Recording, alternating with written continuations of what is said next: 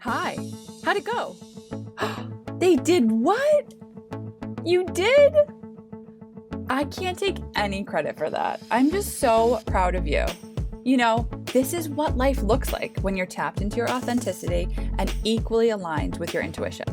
Remember, Mom always taught us to trust our guts. You're listening to Hey Big Sister with me, Meg. There's a different way to run your life and your business. One that allows you to truly connect with people on a human level. No more icky sales, no more comparisonitis, just you taking mindful, intentional, messy action to create success that you can be proud of. Let this episode be your guide. For the next few minutes, open your mind to new possibilities. And don't forget to pour me a little grace. I'm just like you, except I picked up the mic and started talking about all the things that go on in both of our heads. If this episode hits home for you, it would mean the world to me to have you leave the podcast a 5-star rating and written review. Also, could you do me a favor and text the link to this episode onto 3 of your best friends? You know, I'm a real human behind this mic, and I actually want to connect with you. Click the show notes below to connect with me on social media. I would love if you sent me a DM with your takeaway from this episode. You are family now. Here we go.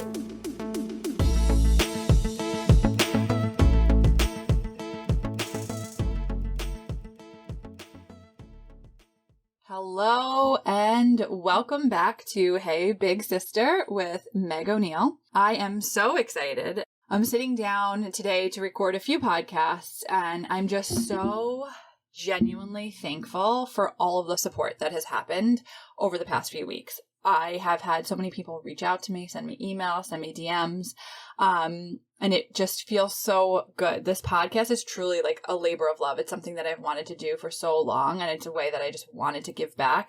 And this feels really special because it feels like another way of cultivating community.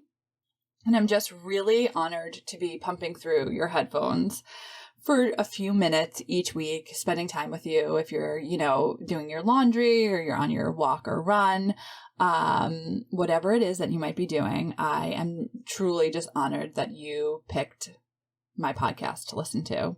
So I've also really loved connecting with so many of you. You guys reaching out and telling me what's resonated in an episode. It just like fills my heart up, because as a creator, sometimes it can feel like you're talking into a void. People are consuming, and they might not take the time to let you know if it resonates or if it's something that meant something to them. And when people do, it's just something that I just treasure. Truly, it is so meaningful to me. So thank you so much for taking the time to do that. So today's podcast, we are going to talk about the age-old question of, can women have it all? And today we're specifically going to talk a fair amount about can moms have it all, right? So this question honestly makes me feel like I want to barf. I think it's when I hear people say women can have it all, that is just it just feels gross to me. It feels like we are setting ourselves up for failure and disappointment, because no one can have it all. That statement to me has this air of entitlement, and it has an air of privilege, and it has an air of disappointment, because we're just setting ourselves up for this level of perfection. And to me, that's not the human experience. Having it all is not the human experience.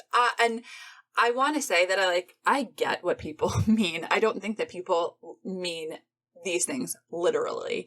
I understand nuance. I understand that. But I do see this more macro picture of how we swing in different ways throughout different generations. And my generation, I'm an older millennial, was raised by a lot of working moms in the 80s, 90s, and we have swung in maybe a different direction at some points. Just like our mother's generation swung in a different way than their mothers. And we're always trying to course correct, right? We see what went maybe quote unquote wrong during our childhood. We want to do something different for our children. And it becomes this big conversation. And I started my career in the parenting space. I started when I was 22 working at a homeless shelter for pregnant women in Philadelphia. In that time, I worked there for 2 years, and I saw a very different view of motherhood than what I had grown up with, right? These were women who were homeless. They did not have a place of their own. They came while they were pregnant, and they stayed for up to 3 months after. Many of them were in their later teens and early 20s. And they had a different expectation. They had a different level of trauma. They had a lot going on, but I did see still these, the subjects of, or like the theme of guilt, the theme of not being able to do enough, because they were expected to figure out how they can work while they also did not have childcare. And then they had to figure out how to get said childcare. And it was overwhelming, to say the least, at every corner that they turned. And I think that witnessing that so early in my career was really transformative to me, because I saw these women who just cared so much about their children, and they had many, many obstacles and challenges put in front of them at every single step. And what I took away from that experience, which I feel really lucky about, is that so many of those babies were just so loved. Each of these women had different challenges than each other, but they were all doing the best that they could, and their kids were so loved. And that's what was the most important piece of it, right? They and actually some of them I'm still in touch with, and they have 11 and 12-year-old kids. They have actually like 13 and 14-year-old kids now, which is amazing. And they have beautiful, beautiful lives, beautiful families, and beautiful careers. And it's pretty cool that I've been able to like witness them throughout that, their entire early parenthood journey. So then after that, I went to go work at a school, and I worked with the parents there. And then I helped run a pre and postnatal wellness facility where I did breastfeeding support. And I was just really immersed in not only in my personal life with having children, but immersed in supporting other women that were going through early parenthood. And what I noticed, the main thing, is that most of the time, everyone felt like a failure in some way or another. And it breaks my heart to say it, because that sounds so extreme. But at one point or another, they felt like a failure. So whether it was that they weren't working, or they were working and they decided to stop breastfeeding, or they had to stop breastfeeding and they couldn't pump, and, that made them feel like a failure. And then the other people who were staying home and breastfeeding all of the time and not taking time away from their kids, they felt like a failure. So, and I know that this conversation has been happening for a very long time. We've been discussing what it means to be a mom, what it means to be a mom in this day and age with all of these situations, collective traumas that are happening, such as, COVID and things like that, making decisions about school and vaccines and all of these things. There's a large weight put on us. So when we then get into the conversation of, can women have it all? That leaves a lot of people feeling guilty, feeling like they're not doing enough, because when you listen to a podcast or you watch an episode of a show that's interviewing a woman who has this big, beautiful business. And she also has 2 or 3 kids. And she shows up and she looks all put together. And she's talking about how she has reached this place where she's making a ton of money. She's doing what she loves. And her children are happy and they're well taken care of. And she feels so great about the nanny that they have. Many women hear that and think, yes, that's aspirational. But how did she get there? How did she feel like she has it all and she's able to balance that? And then we have other women who are stay-at-home moms and they're homeschooling and they get to be with their kids all the time. And they're talking about how they feel so fulfilled and that's amazing and that's wonderful. And somebody else leaves that conversation saying like, oh, I'm not doing enough. I'm sending my kids to public school and I shouldn't be doing that and I shouldn't be working as much as I can. So what I see is that somebody's always leaving these conversations saying like, I should be doing more. I rarely find a person saying like, I have it all and it's perfect. So I just wanted to open up this conversation to say that each of our journeys is going to look so different. And that is okay. It's also okay that you have the full range of human emotion, that you feel guilty sometimes, that you feel like a failure sometimes, and then that other times you feel like the most badass A+ mom ever. When we get into this conversation of like, can we have it all? Yes, I have it all, or this is the way that I do it, and it's perfect. I don't think that there's too many people saying that, but I think what happens is many of us leave those conversations feeling like those people are saying that. And what I want to make space for is that there are aspects in everybody's life that are going really, really well. And there are aspects that are still really painful, messy, triggering, not going great. And this is okay. What I find to be the most important thing in this conversation is coming back to, what we talked about on an earlier podcast. What is success to you? What does that look like? What is a successful business look like to you? What does a successful relationship with your partner look like to you? What does a successful parenting relationship look like to you? Evaluate that. Get really, really clear on what it means for you, for your family, and make decisions from that place. Knowing that there's going to be times where you might have to work 60 hours a week to get something off the ground and you're not going to be there as much for your kids. And when you hear some woman or parent at, T-ball talking about how she has this perfect situation at home and she has this great nanny and she loves leaving her kids and she only works 35 hours a week and she's making a ton of money. Again, I don't think people are like talking like that, but you hear these conversations and this is what you're pulling from it. Let it bring up what it brings up for you.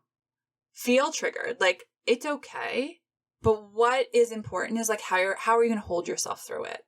So for context, this all came to me because I was listening to this podcast, and over time, I've had this conversation 100 million ways forwards and backwards, honestly, with 100 different people, 300 different people perhaps. And there's a few different ways the conversation goes.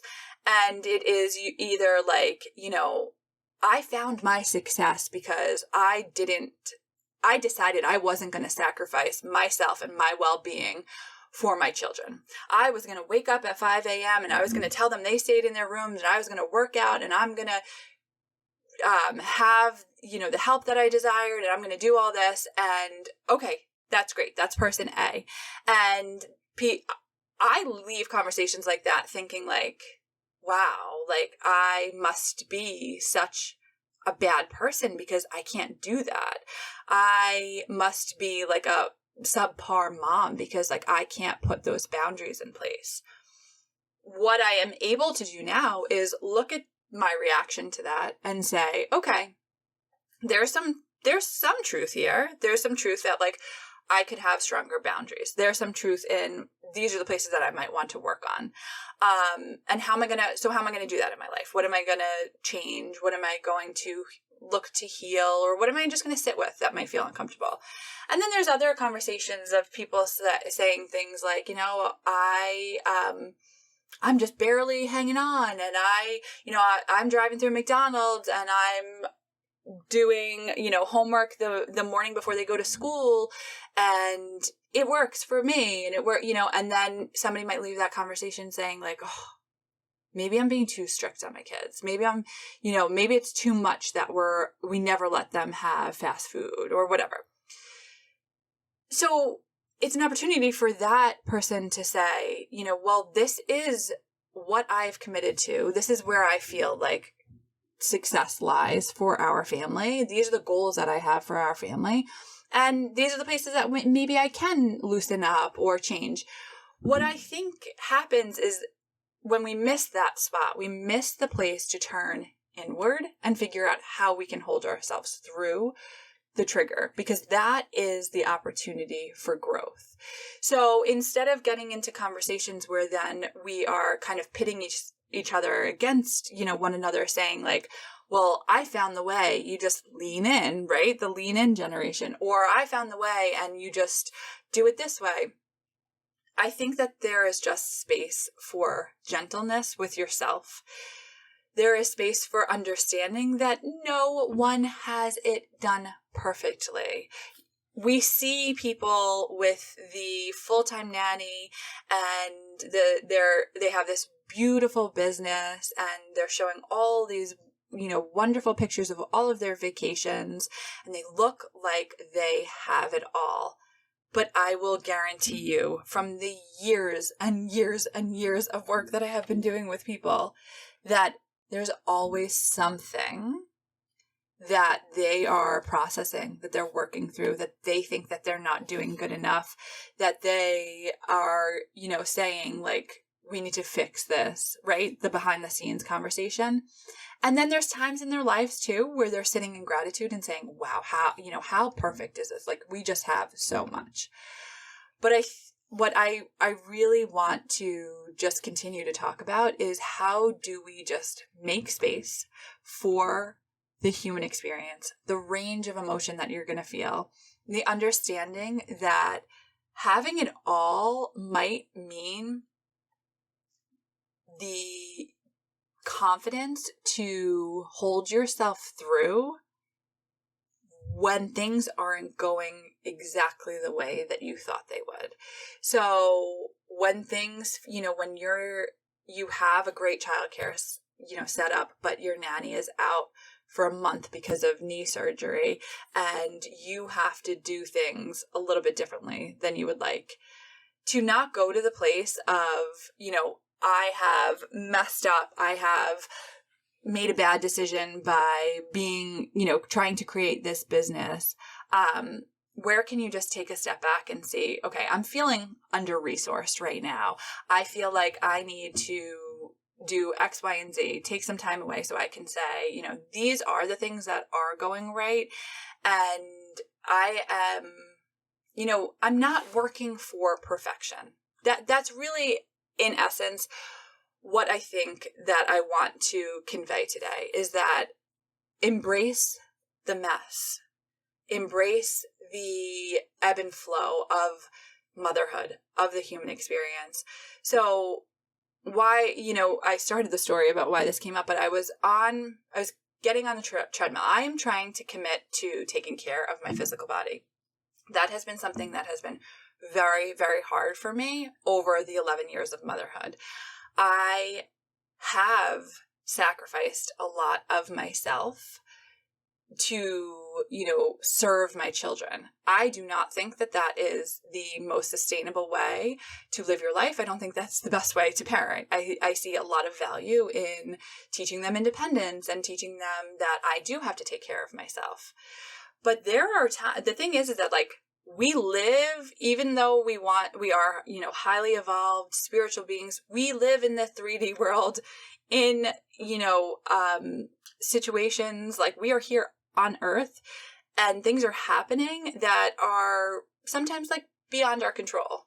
Not to say that we can't control, to a certain extent what happens in our home, but the example is I'm walking on the treadmill and I had made this commitment to myself. I was going to get that done. I have a partner that works from home. He was here. He was helping me with the kids. And as I'm walking on the treadmill, I have 2 phone calls that I had to take. I am having in the middle of a conversation with my husband about finances and travel and big conversations that need to get done, while there's two dogs having a dog fight right next to me.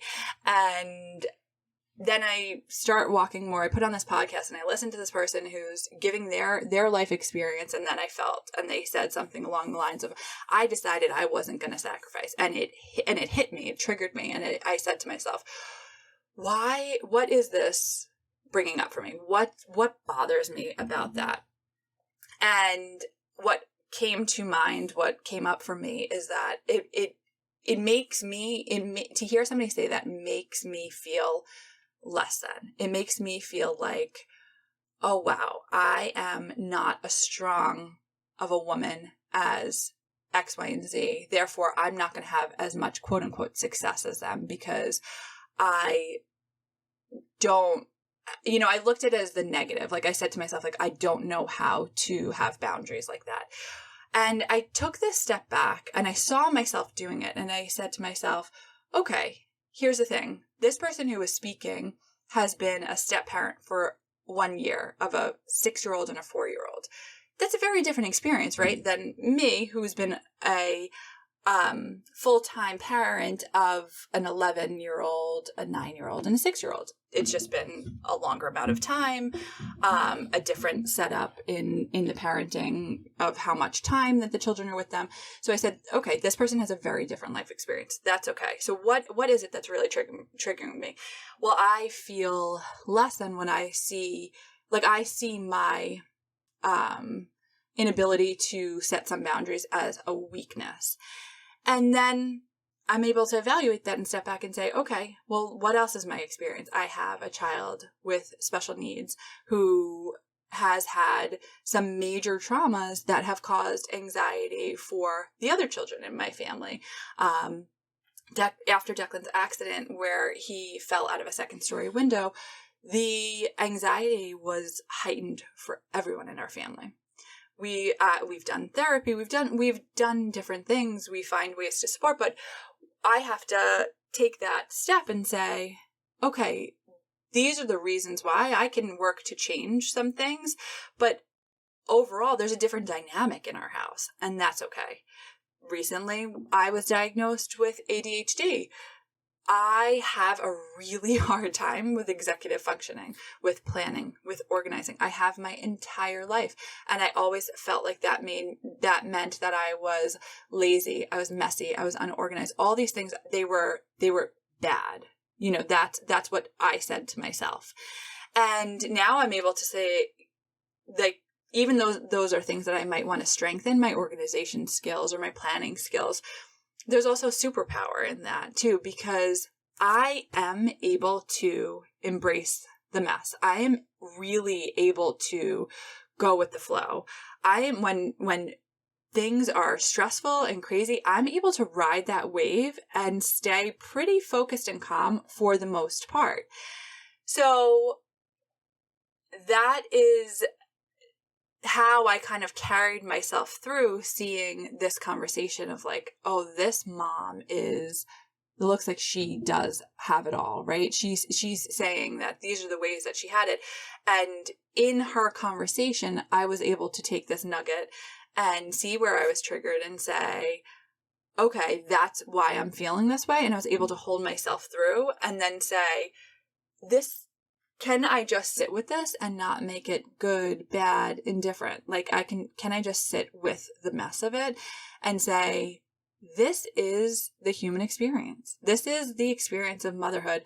I don't have to change anything just because somebody else is doing it differently than me. Can I sit in, and this is the intuitive and like spiritual part. Like, can I sit in full trust that my journey is exactly what it's meant to be. Like, how does that feel when I say that? How does that feel when you think about yourself in that situation? Can you look at whatever happened today, whatever was happening before you listen to this podcast, and say, can I sit in full trust that this is exactly where we are meant to be? So let me know. I would love to hear what comes up. I hope that this landed exactly where it needed to for you today. And I hope that you are able to give yourself some gentleness on this journey of motherhood and business. And even if you are not a mother yet, or you don't want to be, I think there is still a lot of value in this conversation, because it goes beyond, right? This is just like a nuanced version of the conversation from my lens and my perspective, but this happens to, all people, all humans, in some way or another. And can we get to a point where we stop looking outside, it's very natural for humans to compare. That's part of who we are, and that's how we live in community, and that's okay. But can we do that, see that comparison, come back to ourselves, resource ourselves in a way that we can hold ourselves through the uncomfortable part and say, what's the good I can take from this? What's the lesson I can take from this? And what's, the mess that I can just sit with and be with? And how is that going to just help me on this human journey? So thank you again for tuning in. I am just so thankful for you, and I hope to see you here next week. And again, if anything resonated with you, feel free to send me a DM on Instagram or post about it on Instagram and tag me. You can find all of my information in the show notes, and I look forward to talking to you next week. See you soon. Before you go, do me a favor and leave a 5-star rating and written review. The more we connect, the more the world is connected. As I love to say to all of my groups and my clients, rising tides lift all boats. See you next week.